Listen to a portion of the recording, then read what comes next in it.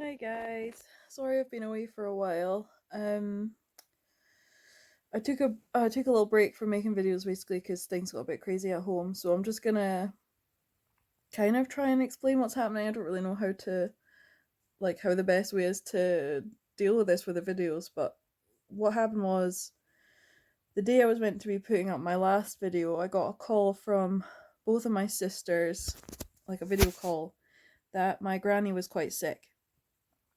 So I don't know if you remember my video a little while ago where I was talking about my granny's wedding pictures, and I showed you the picture of her in the wedding dress. Um, that granny, like several years ago now, she got quite sick with dementia, and then she went into a home a little bit after that. So over the last few years, she was sort of slowly getting worse with her dementia and getting more sick and less able to do things that she used to be able to do. Um, and she was in one home and then she moved to another home, and the home she was in was like quite near her old house where she used to live, and that was where my granddad lived, so it was nice because it was close and he could visit her quite often. And we think she was quite happy in there. And the people were taking really good care of her. Everyone in the home's amazing. But they let us know that she wasn't well and that basically she'd stopped eating and drinking and that she was really sleepy, and they thought that she had a chest infection. So we were obviously all really worried because of the pandemic, of this basically a viral chest infection. We're like, we already knew that there was somebody in her home that had COVID-19. So straight away we were like, oh god, she's caught COVID-19 from somebody through the home. Not because anybody's made a mistake, just because it's really easy for it to spread in like enclosed spaces and stuff. um, so she got tested while she wasn't feeling well, and they said it would take a couple of days. And then over the weekend, she got sicker, and she still wasn't taking any food and drink. And because she's in a home, they're not taking people from homes into the hospital, so there was never going to be a scenario where they hospitalized her and did tube feeding or any kind of um, like injected nutrition for her. So we kind of knew that if she didn't start eating again by herself, then that was going to be like a fatal situation. So we just kept waiting for updates basically, and then luckily, because the home knew how serious it was, what was going on with Granny, they allowed visitors to come in. So they let my granddad and all my granny's children. My granny has 4 children, and they all got to see her and my granddad in the home just one at a time. They went in and they covered them all in PPE to make sure they were safe, because this was before we knew if she had the virus or not.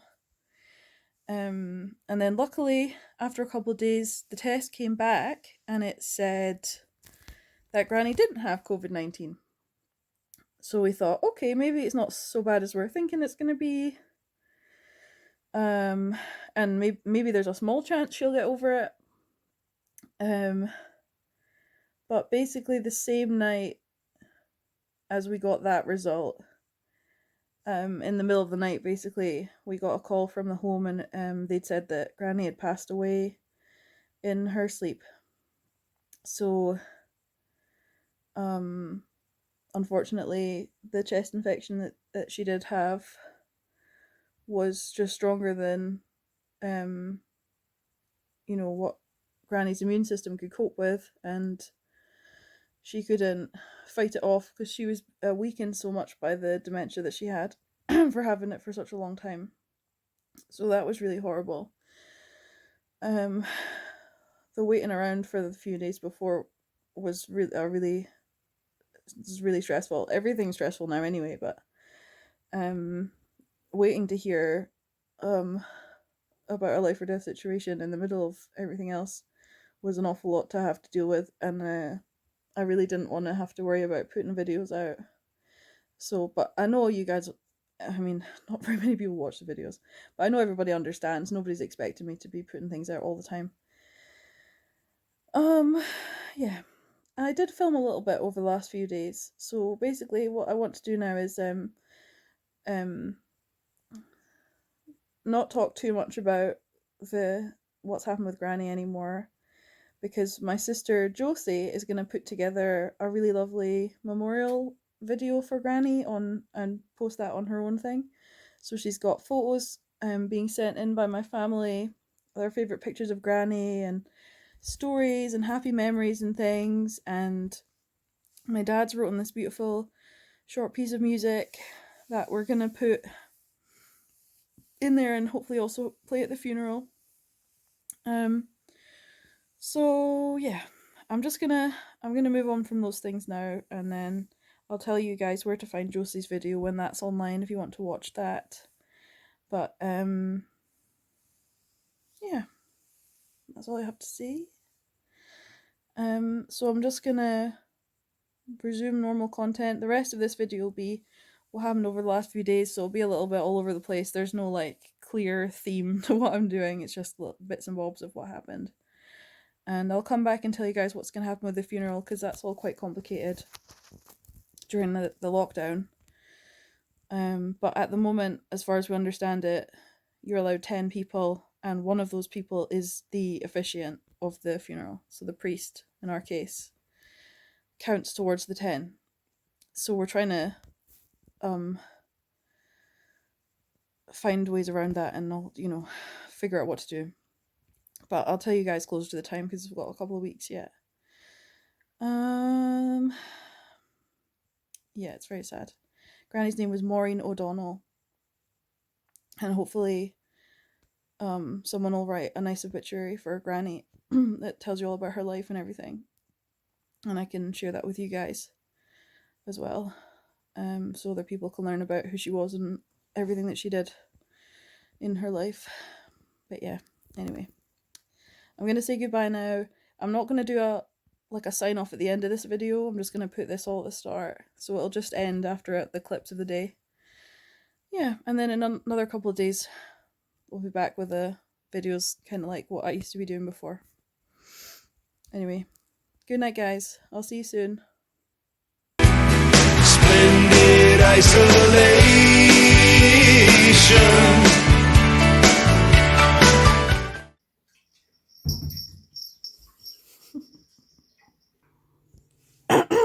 Alright, so I got up this morning and I took the rest of the defrosted dumpling wrappers and I made up these little babies off camera.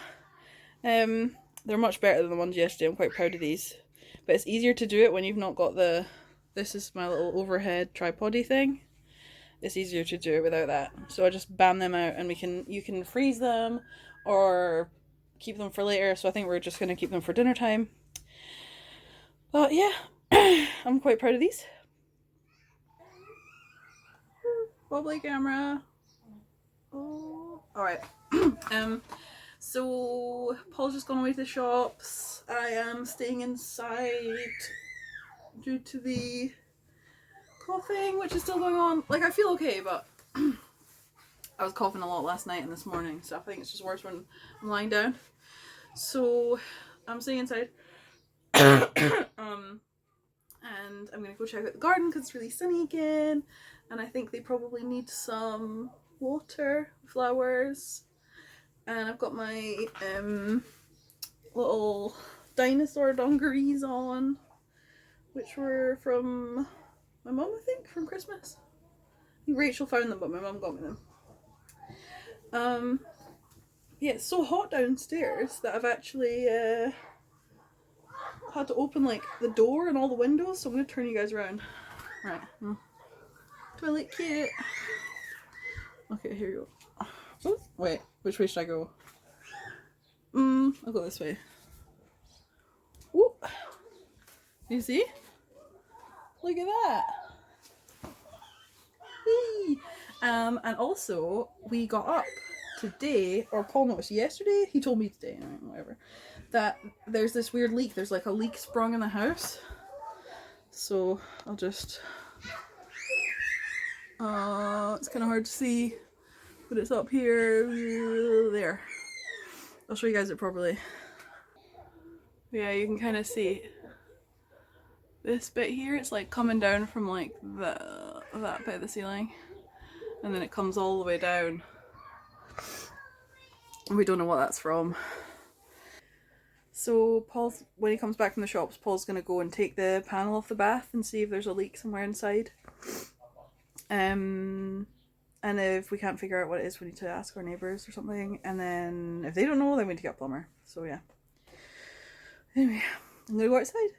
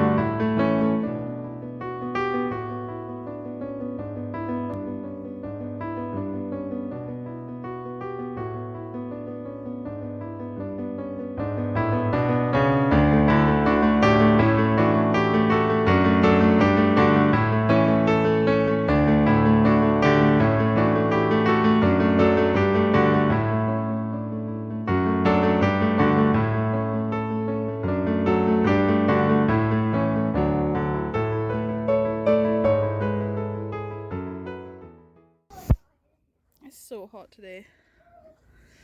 Look what I had to do. We lost the nozzle for our watering can, so I had to make this like tinfoil creation, and it's not the best. I'm sure you saw it in the watering, but it's like sticky taped on tinfoil. But yeah, that's all the plants watered. Oh, there's a pussycat. Was he in your thing? Yeah, and the dog came to talk to me, so that's nice. I'm gonna go back inside. It's actually almost too hot.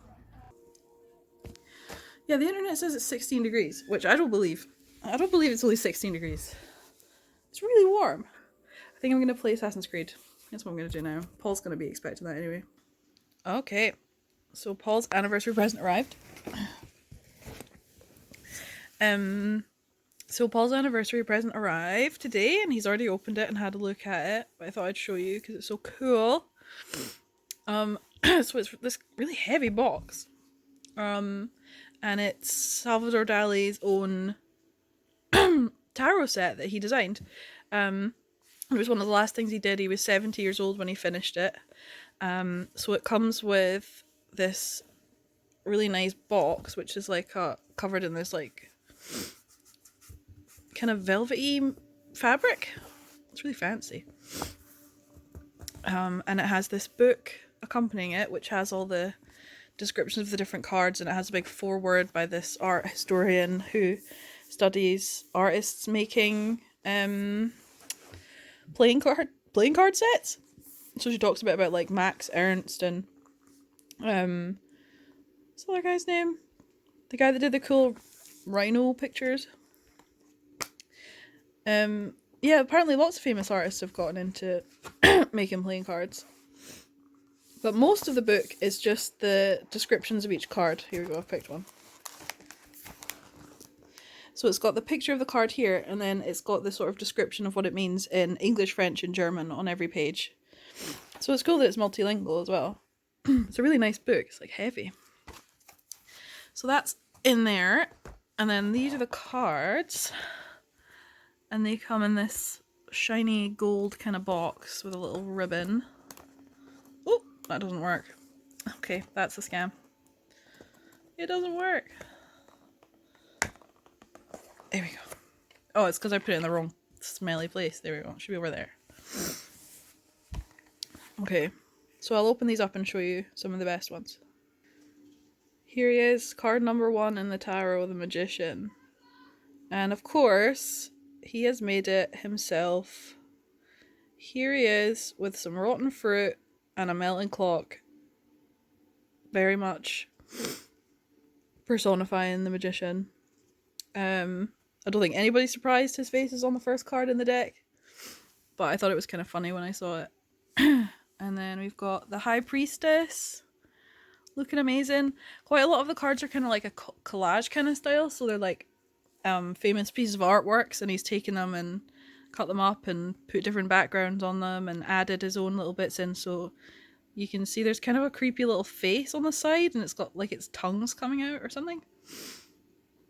But yeah, it's all very weird, and they've all got his signature on them hidden somewhere in the picture, and sometimes it's really big and obvious, and sometimes it's really hard to see. I can't find it on this one.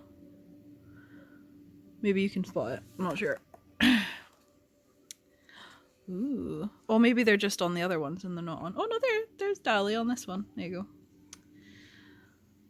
The Empress. The Emperor. Dali. They're just really cool. And they're kind of gold. The cards are gold and they're gold on the back. The High Priest. The Lovers. Okay, I'm going to pick out a few cool ones and just show you them. Look, I got a little picture to put next to my mum and my sisters, and it's little baby me and my dad. How cute is that? I think we're in the front garden at my old house. My old house. But yeah, need to get a little frame for it, but I'm happy. It looks really cute. Hi guys. So I was just sitting down to eat some food, and then I got a call from Josie, and Rachel was on the call too, and it was an unfortunate update about my granny, who is in a home. She's in a care home, a state one, and we were told a little while ago that somebody in her home had coronavirus. So we kind of knew it was a bit dangerous in there, but we didn't know what was going to happen. But we've been told that she's got a bad cough now, and that she's been tested, but I don't know if they've got the test results or not yet, so I don't know if they know what it is. But she's really sick, and they said she's gotten much worse in the last few hours, and she's probably gonna get even worse than now, and that they want us to be prepared for the end of her life to happen. So sorry it cut off. So I'm gonna go home tonight, because they said some, like, things could change in a matter of hours. It could happen really quickly. So I'm just waiting. I'm waiting until Paul's ready, and then he's gonna take me home. And then I'm gonna wait at home with my mum and dad and Josie, and then Rachel's gonna come tomorrow, and we're gonna find out what's going on. But yeah, it's sad. So I'll keep you guys updated if something changes. Oh, we're in the process of doing up the Wendy house. Many a spider was found. We sanded the top part, and I sanded all around the sides, and my mum trimmed the weeds away, and we took out all the stuff. That's what all this stuff is that was in there. And Josie's hoovering up the spiders, which is a very important job. And then we're going to paint it. Well, today Paul went out for shopping, and I got woken up by the doorbell, and the mailman came, and he had this many boxes. This isn't, there's more here, this many. And I was like, what the fuck? And it was all in a big pile at the door. And he was like, literally a foot away from me. He was so close to the front door. And I was like, what are you doing? And then I didn't even know what it was. And then Paul came back. There he is, he's in his chair. My mum will be amused that you're in your chair. He thinks it's funny that you're always in the same exact spot in all my videos. It's like you don't walk. So Paul's working, so he let me just open them all. So just for explanations, there's a that box is Paul's anniversary present, which we still have. These boxes are my birthday presents, which we still have. And these boxes are stuff that Paul bought. I don't actually even know when. I guess when I was back home again for a few days. For the kitchen, to make the kitchen nice. So we have this dish rack, which is foldy and has a little drip tray. And then there's a cutlery thing on the end. You got this fancy bamboo edge chopping board, which is nice. So we can get rid of a couple of the older ones from our collection. We got this bamboo universal knife rack. So it's got the little like sticks in it, and you can put whatever size knife in it. And you got spice racks, which is one of the most exciting things for me because we have so many spices, and right now they're just taking up most of the counter, but now they'll take up less counter space. And you got cutlery because we were having a fork shortage. It's just really like plain stainless steel cutlery set. We got fence paint to paint the fence outside, and a little while ago we got like this giant whole bench, a new bench for outside. So we've got a new bench for outside. We've ordered some more paint, but that's not here yet, is it? Did you order more paint? Mm-hmm. So we're going to paint the shed and the fences. Both fences? Mm-hmm. And we've done all the planting. So dries up again. Yeah, we can't paint because if it rains then it wrecks the paint. Mm-hmm. Yeah, we've got lots to do. But I'll make sure and take some before and after clips of everything. Right, okay, we're doing it before. But I filmed in the kitchen lot, so you have really already seen it before. And it doesn't normally look this bad because Paul's just come home with the shopping. But here's our George Foreman corner, which is where we keep Asian themed food, I guess, and also yeast. That's the hob. The spices have moved onto the hob because we're clearing a space to put the spices. And that's the microwave kettle corner, although you wouldn't know because wow. And then this section is cans that don't fit in the cupboard above. And then also some tea department, even though neither of us drink tea, but Paul's parents drink tea when they come around. And then cupboards. And then this is supposed to be a bread bin, but it's turned into a baking ingredients hole. And then this has our tinfoil and cling film, and then other miscellaneous items, and then dishes area, and then what is that? Laundry and booze and glass recycling. And then this is a sort of noodle and longer life bread department, and also some more laundry chemicals. I don't know what this is down here. This is like there's glass recycling there. Glass recycling and 10 kilos of chapati flour, 5 kilos of chapati flour. Yeah, and long life milk alternatives. Long life milk alternatives. Yeah, okay. So that's been our kitchen tour. Thank you for joining us. Paul, I'm just filming what I've done in the kitchen. Okay. Here's the tour. Those are some cleaning chemicals that I've not put away yet. Ooh. Right. This corner is basically exactly the same. This is cleaned up now. Got the new racks in. So we've got this space on the counter that we never really had before. And I've repurposed this, so now it's got rice in it. There's our cooking oils and some fruit and onion. The microwave is now where we store these. And I've cleaned out a lot of the stuff that was here. So now we've just got this nice new chopping board, which is bamboo, and it has a little lip so it hangs over the edge, which is quite cool. And our brand new knife rack here. So we've got little ones, big ones. We've got this really big one. And this has still got baking stuff in it and a bread outside. We maybe need to get a bread bin, but we have to figure some other stuff out first. But we've got peanut butter and jam and stuff like that, tea stuff. And then all of our baking stuff's in there, some avocados. And then our new dish rack all set up. So here we go. Look at how nice it looks now. Looks all proper. We've got our crisp storage is up here. That's where we keep our crisp department. And that's our recycling that hangs on the back of the door. But yeah, so I've done the counters. There's still a bit more to do. I've still got to figure out like if we should get a new bin or not, because the bin's a bit sad. And then we've still got this pile of stuff down here that needs looking at. Oh, there's Daphne, look. Daphne, come on. Hi, sweetie. Oh, she's come to check it out. Good girl. Yeah. I'm going to show Paul now. Baby. I'm going to play with the brush.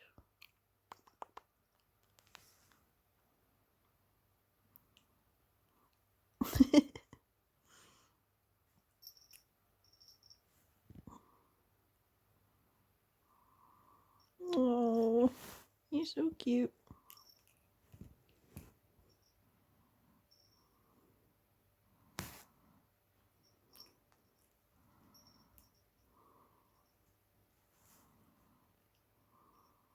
Oh.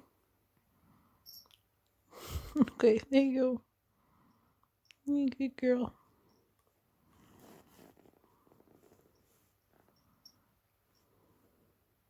So this is where Paul stores the crisps, right? And he's like, oh, that's so convenient because, you know, they're like, there's no room in the cupboards and they're up here.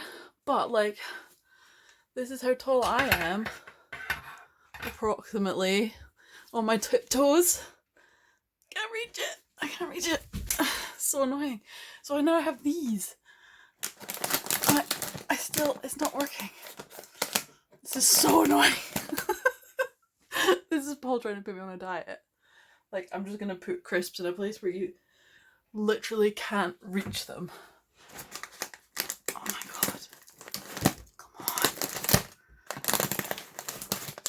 Oh no, not you. Oh my god, this is so annoying. Oh, right, okay, wait, hang on. See if I can like... Okay, I'm trying to set the camera up so that you can witness my crisp hunting ordeal right now. Okay, here we go. No, that's not right. Okay. No, that's still not right. Let's work. This might kind of work. No, it's not working. Is that okay? I think that's fine. Okay, I'm or whatever, I'm going to get this crisp.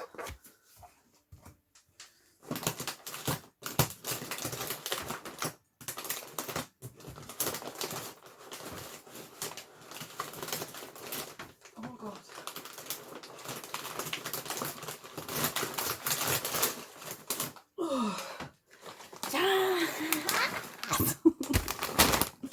I will not be defeated.